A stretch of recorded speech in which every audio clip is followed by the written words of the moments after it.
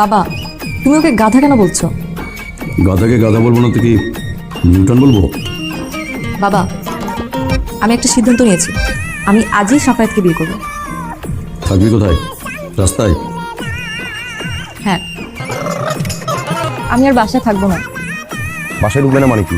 কোথায় থাকবে? কেন রাস্তায়?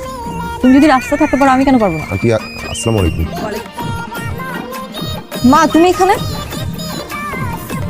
আমি ওই নিষ্ঠুর লোকের সাথে এই বাড়িতে আর থাকবো না। এই জন্য ব্যাচেলরদের আমি পছন্দ করি না। 24 ঘন্টা হয় নাই তুমি আমার বাসার সামনে এসেছো, এর মধ্যে ঝামেলা বাঁধিয়ে বসেছো। আমাকে ক্ষমা করবেন, আসলে আপনাকে একা করার উদ্দেশ্যে আমি এখানে আসিনি। তাহলে কি জন্য এসেছো? সত্যি কথা বলতে ব্যাচেলরদের সাথে বাড়িওয়ালাদের বাজে আচরণের উপর আমি বিরক্ত। তুমি বিরক্ত হলে আমি কি করবো? আর মেয়েটাকে আমার সাথে বিয়ে দিয়ে দিন।